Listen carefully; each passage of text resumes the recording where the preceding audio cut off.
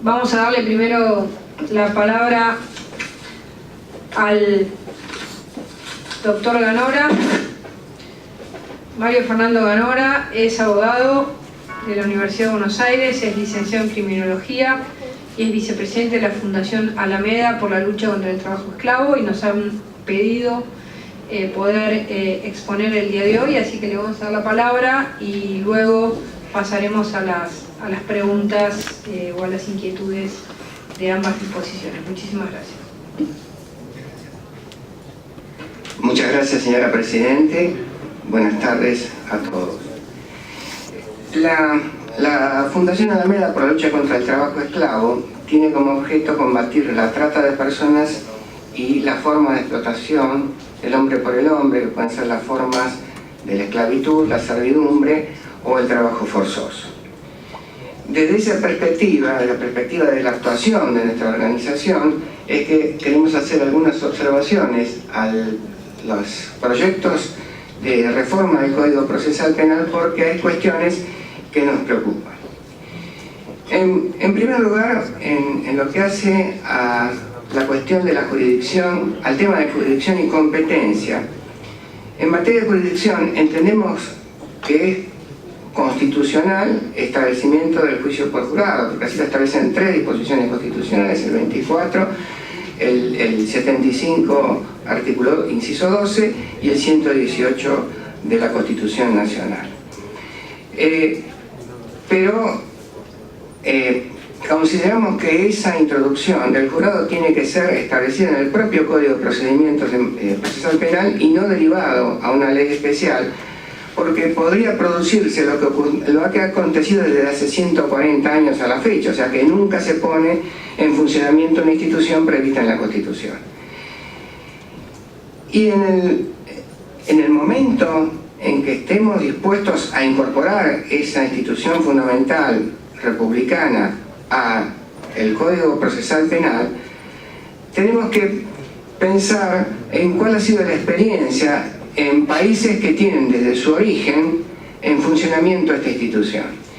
El jurado ha ido siendo objeto de análisis y crítica a lo largo de mucho tiempo. El jurado es una herramienta de la democracia, pero también puede tener serias distorsiones. Puede estar inspirado el funcionamiento del jurado por prejuicio de clase, por prejuicio de género, y puede servir para consolidar determinadas situaciones de dominación si no se adoptan medidas que son propias del derecho moderno. Hablándolo con la diputada mandato vencido, la diputada Fernanda Gil Lozano, creemos que hay que incorporar a la institución del jurado que se va a sancionar una cuestión que tiene que ver con la perspectiva de género. Es decir, todo lo que tiene que ver con la trata de personas, y que tiene especialmente con la trata de personas con fines de explotación sexual, está apoyada en prejuicios consolidados, en prácticas tradicionales que ven a la mujer como un instrumento de placer, que es susceptible de ser comprada y vendida en el mercado. Entonces, el Tribunal Popular que tiene que juzgar a los autores de este tipo de delitos tiene que tener una composición que no sea exclusivamente masculina, porque entonces todos los prejuicios de género de la sociedad se van a transmitir al momento de la valoración del juicio. Entendemos que en virtud del artículo 75, inciso 23 de la Constitución Nacional, que habla de la necesidad de establecer acciones que llamamos de discriminación positiva, o acciones que tienden a realizar equiparaciones reales de oportunidades, el jurado que se constituya a través de la legislación tiene que contemplar para los casos de trata de personas con fines de explotación sexual o los casos de explotación sexual una composición que no sea exclusivamente masculina, sino que tiene que tener un componente masculino importante, femenino importante. En cuanto a la competencia, consideramos también que es necesario mantener la competencia federal en lo que hace al delito de trata de personas, artículo 145 bis del Código Penal, pero también debe ser extendida la competencia federal, artículo 140 del Código Penal, Esto es una posición histórica de la Alameda, porque uno es el delito medio y el otro el delito fin. Y entonces el delito medio, que es la trata, generalmente se logra determinar a partir del descubrimiento de situaciones de reducción a servidumbre. También entendemos que el delito de la criminalidad organizada, de crimen organizado, o las asociaciones criminales organizadas, de acuerdo a lo que se establece en la Convención sobre la Delincuencia Organizada Transnacional, también deben ser federales. Acá no está establecido esa competencia en la actual legislación y tampoco se está planteando eso en las reformas del Código Procesal Penal. Tenemos que este es un punto central. Son temas que hacen a los derechos humanos y por lo tanto deben tener un tratamiento dentro de la esfera de la competencia federal. Es una construcción que falta hacer todavía, que no se ha realizado en Argentina adecuadamente. En materia de acción penal, nosotros nos llama y nos preocupa la posibilidad de la disponibilidad de la acción penal, el llamado principio de oportunidad. Creemos que en materia de trata de personas y de explotación, de explotación humana, no puede haber principio de oportunidad. ¿Por qué? Porque ese tipo de explotación en general se dan en situaciones o en lugares donde hay un fuerte componente de vinculación de los grupos criminales con los grupos del poder político y económico. Y generalmente están interviniendo los operadores de la justicia, tanto la policía como el propio Poder Judicial o el Ministerio Público, en una política de encubrimiento o eventualmente de participación. Si existiera el principio de oportunidad y se pudiera disponer de la acción para no investigar un hecho de estas características, se estaría favoreciendo la posibilidad de que se llevara adelante este delito en forma impune. El recaudo que prevé el proyecto de Código Procesal Penal, que es el de convertir el delito de acción pública en delito de acción privada, en el supuesto de que no inste la acción del fiscal, no es un remedio adecuado, porque hay una asimetría de poder respecto de las víctimas con los sectores poderosos. Están en general acostumbradas a que el Estado no salga en su defensa y tienen miedo. Entonces, pretender que una víctima de trata asuma la responsabilidad de querellar al tratante de personas por su cuenta es ponerla en una situación particularmente vulnerable. Esto ha sido contemplado y está contemplado en el actual Código Procesal Penal.